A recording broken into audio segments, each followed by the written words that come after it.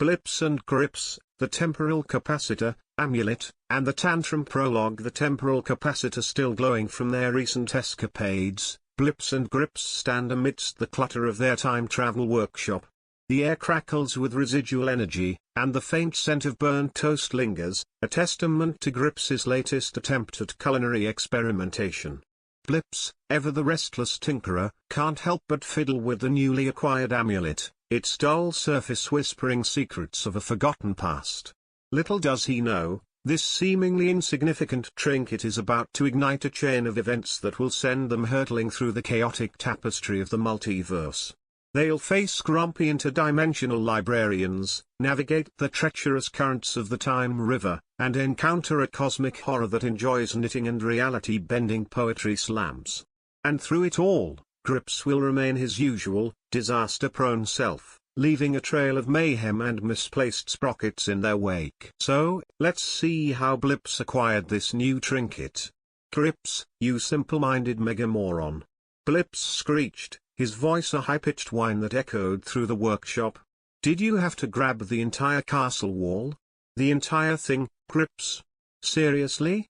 Grips, a hulking, rusty robot with mismatched parts and a single, flickering red eye, blinked slowly, her gears grinding like a garbage disposal full of spoons.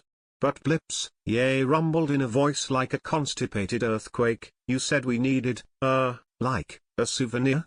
And that wall thingy looked, pretty cool, you know? A souvenir? We're not on a field trip, Grips. We're on a freaking time travel amulet heist. Blips gestured wildly with a tiny wrench-like hand, his blue optics sparking with frustration. We barely made it through the chrono rift with this thing. The temporal capacitor nearly blew a gasket. It's like trying to shove a neutron star into a hamster cage, Grips. A hamster cage.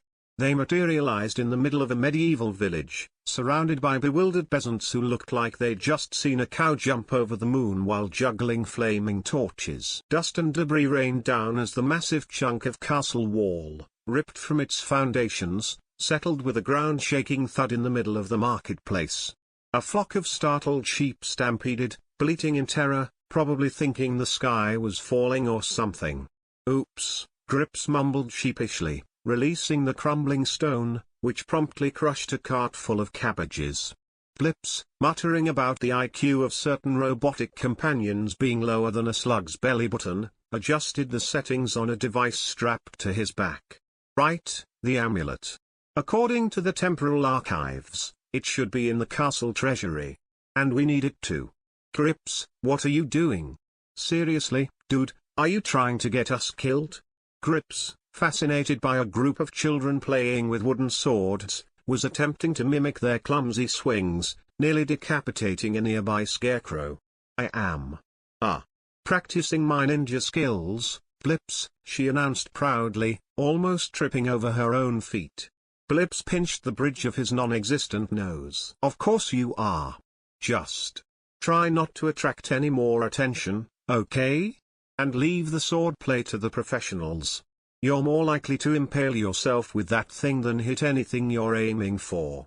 Sneaking into what remained of the castle proved surprisingly easy. Grips, with her imposing size and knack for slapstick comedy, had already drawn the attention of the entire village, leaving the remaining guards completely distracted.